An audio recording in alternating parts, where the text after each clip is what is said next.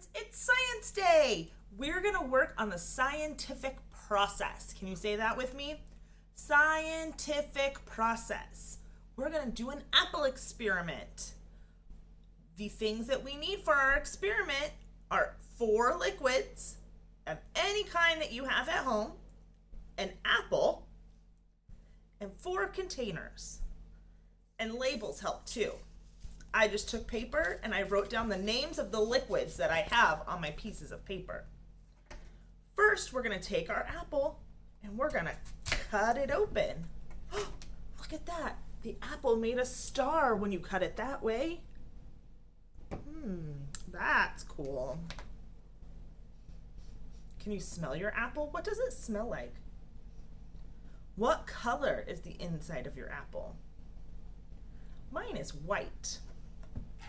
Have you ever seen an apple and it turned brown after it sat for a long time? That's called oxidization. And that happens because there's an enzyme in the apple, and when oxygen touches the apple, it turns brown. So we're just going to cut up our apple into little chunks like this.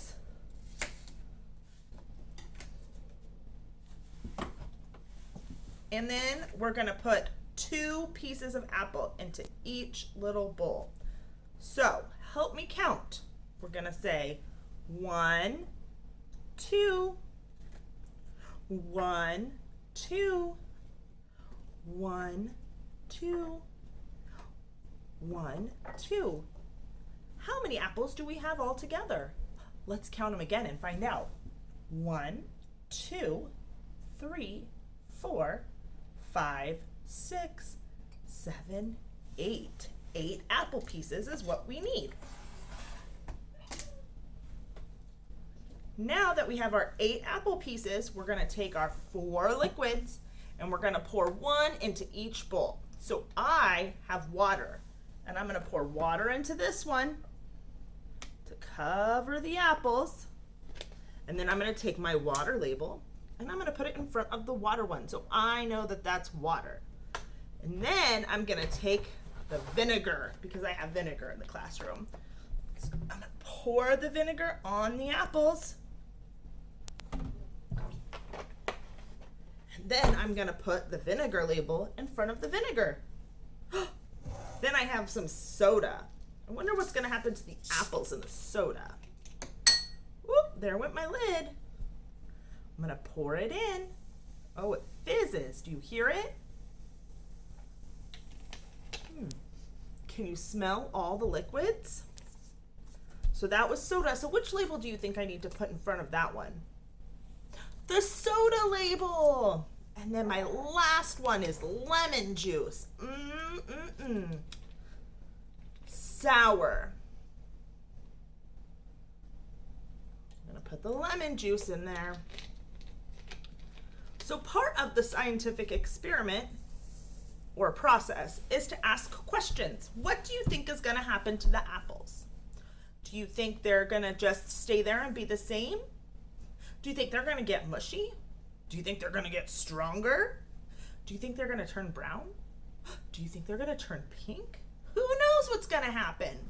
So we're going to sit and we're going to watch. And we're going to watch them change. You can leave them on a safe place and watch and see if any of them turn whatever, change the chemical reaction. And then I did it yesterday so we could see what happens after a whole nighttime. So this one was the vinegar. Here's the vinegar that we just did, and here's the vinegar that sat at night. Do you notice a difference? Are the apples still white or are they brown? I wonder what they feel like.